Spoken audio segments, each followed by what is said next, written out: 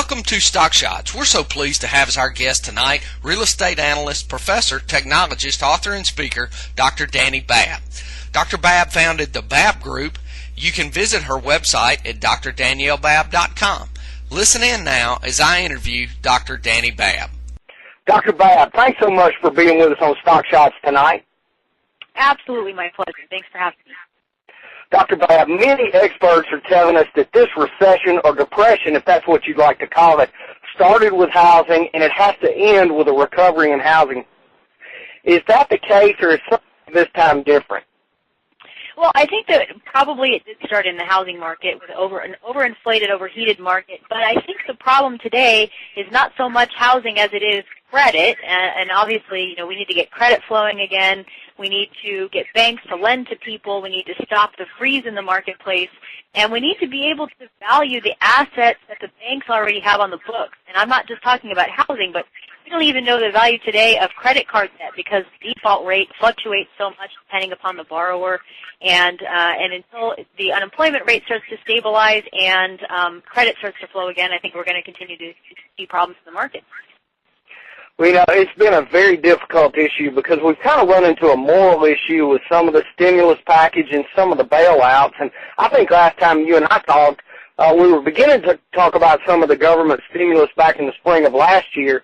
And I really have a moral issue with some of these bailouts, and I'm very afraid that the cram downs are going to impact our banking system on a go-forward basis. What's your thought? What are your thoughts on the cram downs and how that could impact banking on a go-forward basis?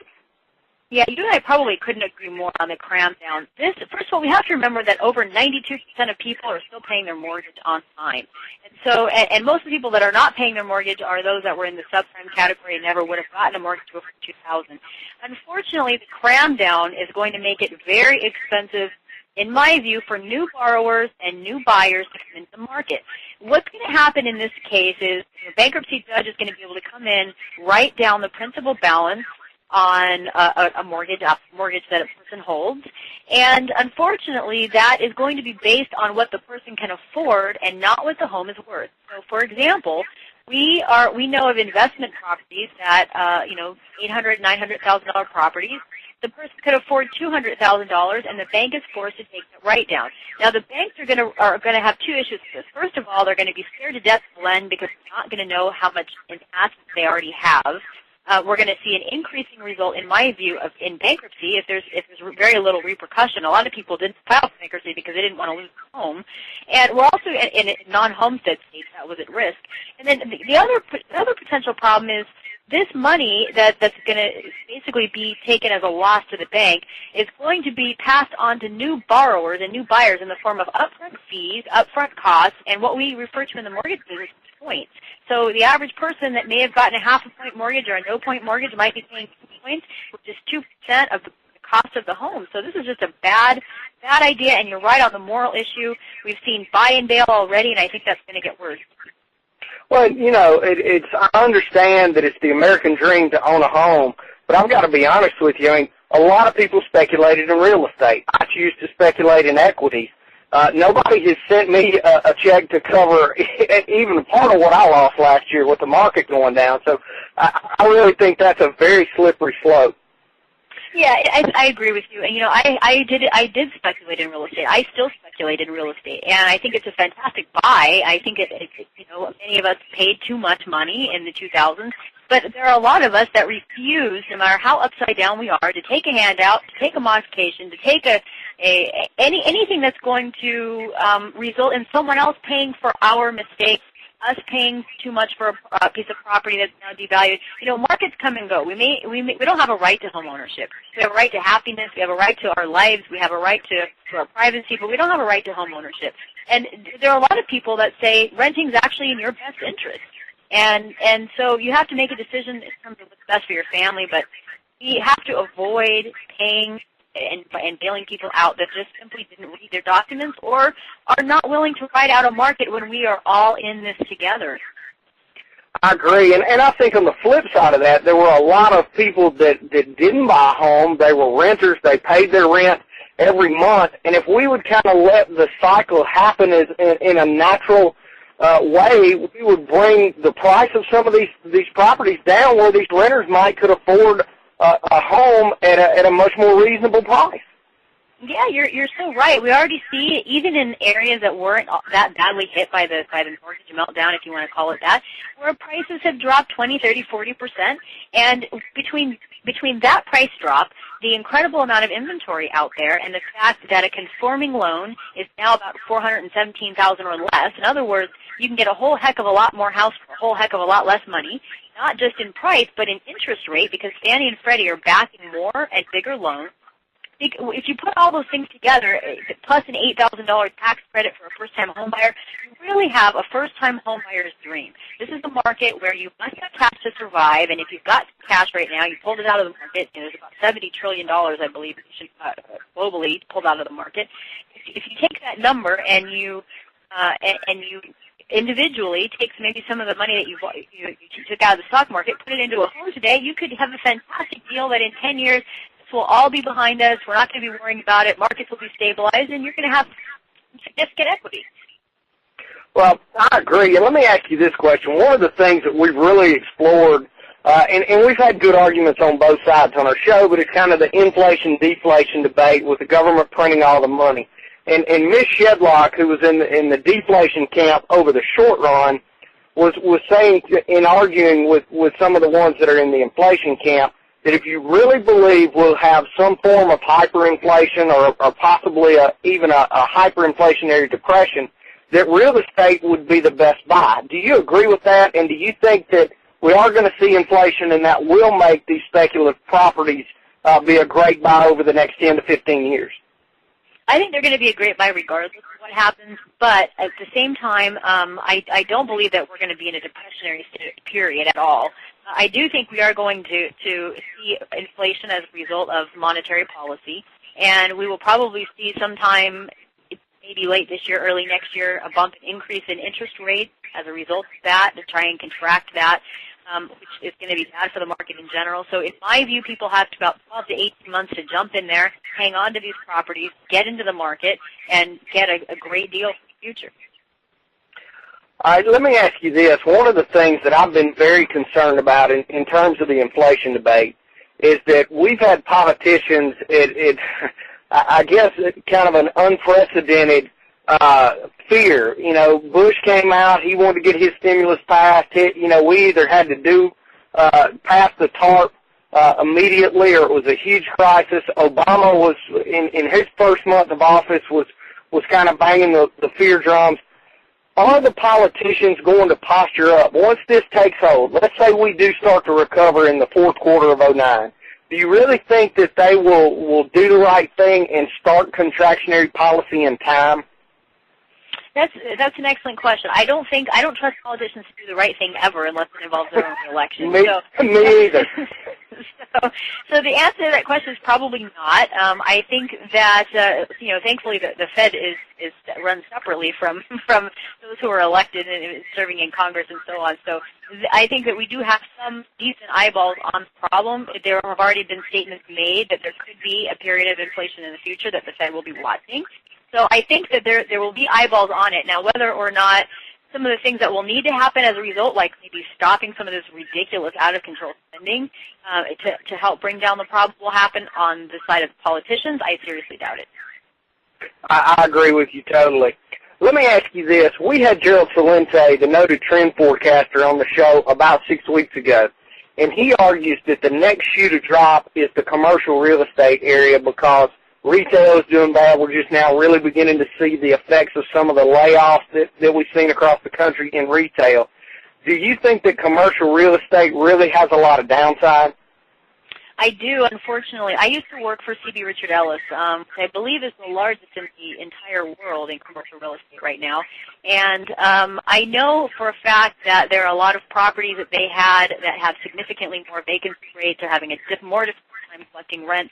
And I've also known, I can tell you from personal experience, going out and starting businesses in California and in Nevada over the last couple of months, which I think, by the way, is a fantastic time to do it. Anecdotally, I can tell you that the people that own commercial properties are a lot more desperate. They're a lot more willing to be flexible with you, and they're a lot more willing to throw in things like construction costs, totaling $100,000 or more, which to me is a sign that there is some trouble brewing in that market. Well, one of the things that I wanted to talk to you about, and I heard you mention this briefly on Your Questions, Your Money on Fox, but for someone that's maybe out of their job, and I know you're an entrepreneur, what advice would you give someone right now that was faced with losing their job and was thinking about starting a business of their own? That there is absolutely no better time to do it. Don't let anyone scare you into not doing what you want and doing what you love. If you can tap into the passion and into what you love to do and make a business out of it, that's what I did. I've seen many people that my partner, John Rutledge, and I have coached people into doing, and they've been successful at it. Remember that you're going to fail. There's a chance of failure as well. And if you learn from the good and you learn from the bad, go out there. Right now, we have not seen SBA more well-funded than we have with this last project, okay, with this last quote-unquote stimulus bill, spending bill. There is a ton of money, about another $650 million being spent for SBA.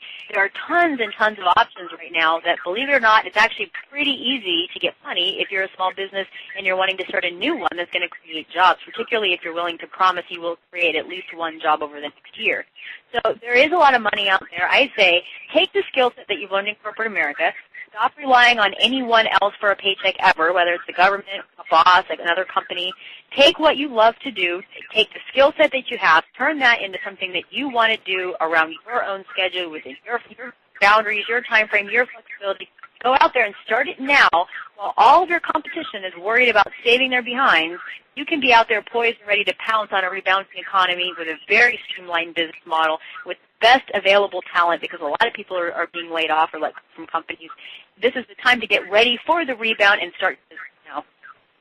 So you can access some of these government programs with the promises of as little as one job? Yeah, you can. There's the microloan at the SBA.gov. If you check out the loan options, we have microloan 7M. We have the CDC 504. We have the Patriot loan, the 7A loan, the Express loan, the Community Express loan, you name it. Most of these loans have a 36-hour turnaround time. We're looking at about 2.25% over prime, which is a historically low rate for a small business loan. Up to $500,000 if you're a vet, up to $350,000 if you're not. And if you're building in an area that has been depressed by the economic conditions, or if you're in a distressed community, you don't even have to have any collateral to start a business and get $250,000 over a 7-year term in 36 hours. That is great. It's fantastic. It's fantastic. I live in a rural area, and with regard to residential housing, are there any programs that are either beneficial at this point or going to be pumped up by what's coming out in the stimulus that would be decent for the first-time wannabe property owner? Anything in the like HUD that would be worth your while in the rural area? Yeah, in rural areas, it depends on what you're going to do with it. If you're going to use the land and create or resolve a distressed community issue, yes, there are. There are grants that will be posted, I believe, the first week of April on the WhiteHouse.gov website. The Community Express loan, it does help with real estate costs, although it can't be used for residential purposes. You have to make sure it's used for something other. The one loan that will help people in real estate is 7A, because that can be used for land, building, or capital, and that's a 10-year loan, and that is being more significantly funded through the latest round of government spending. Okay, but really nothing. If you wanted to go out and buy a single-family house to rent through the HUD program or something like that, there's really nothing that the stimulus adds to the normal program? This is not really. Not unless you're renting to someone that qualifies for Section 8 housing. You do get tax breaks if you're going to buy and then rent to someone that's a Section 8 housing renter. Other than that, no, you're not really looking at too much in terms of HUD to help out with investment. Okay. What do you see going on in the economy? We've heard on our show, we've heard forecasts from it'll take the Dow 7-8 years to get back to the 14,000 level. To we will see some substantial recovery beginning at least by mid 2010. What's your outlook for the overall economy? Well, it seems to be as soon as I sell my own stock, the market starts to rebound. So I'm going to sell next week. So if that's any indication, then I'm going to say next week. But I wish I knew, honestly. I think that we're going to have to see stability in jobs. I think it's going to take a year or two at least to start to work out. We're going to have to see the spending drop. Right now, $1 in every $10 that the government earns from us as taxpayers is being used on interest alone on the debt that we have right now.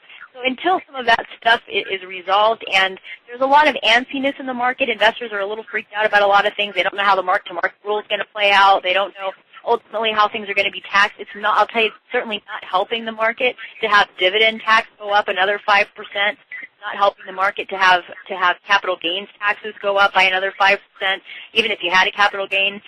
There are a lot of things in the last tax bill that are definitely going to help depress the market, I think, for a little longer period of time than we necessarily would have had to. I am personally looking at a recovery, say a Dow of 8,000 in a couple of years. That's a little bit slower, but then, most economists say that the drops happen a lot quicker than we expected and the recoveries happen a lot quicker than we expected. So I'm hopeful.